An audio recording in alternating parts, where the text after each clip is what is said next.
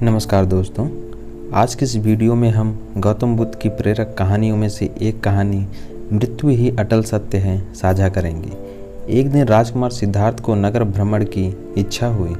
राजकुमार के आदेश पर छंदक ने रथ तैयार किया और सिद्धार्थ को लेकर नगर भ्रमण को चल पड़ा। बहुत सावधानी के बाद भी मार्ग में एक करुणाजनक दृश्य दिखाई पड़ ही गया। वह व्यक्ति रोग की अधिकता के कारण निर्बल हो गया था।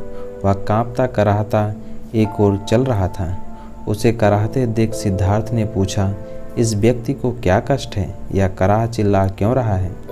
छंदक ने उत्तर दिया, राजकुमार, यह व्यक्ति कभी बहुत शक्तिशाली था, किंतु रोग ने इसे निर्बल बना दिया है और रोग के कष्टों के कारण ही यह कराह चिल्ला रहा है।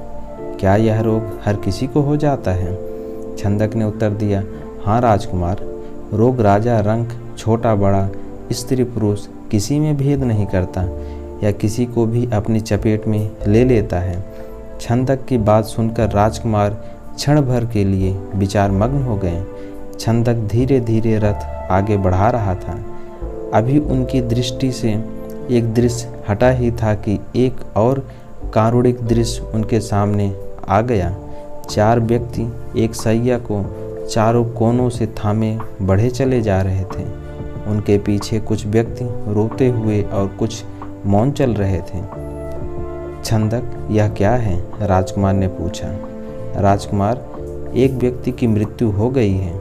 ये लोग सैया पर डालकर उसका अंतिम संस्कार करने ले जा रहे हैं। जो व्यक्ति उसके पीछे रोते हुए चल रहे हैं वे मरने वाले के परिजन हैं। इस व्यक्ति की मृत्यु क्यों हो गई छंदक? राजकुमार, मृत्यु तो अटल सत्य है। यह तो संसार के सभी प्राणियों को आनी है। तब क्या मैं, यशोधरा, महाराज आज सभी मृत्यु को प्राप्त होंगे? अवश्य राजकुमार, कुछ समय पहले या बाद में सभी प्राणियों की मृत्यु होनी निश्चित है। जो जन्म लेता है वह मृत्यु को अवश्य प्राप्त होता है। छंदक की बात सुनकर सिद्धार्थ मौन हो गए। रथ धीरे धीरे आगे बढ़ रहा था। राजकुमार सिद्धार्थ की आंखों के सामने दृश्य लगातार बदलते जा रहे थे। सिद्धार्थ अपने विचार मग्न ही थे कि आगे से भगवा वस्त्र धारण किए एक व्यक्ति आता हुआ दिखाई दिया।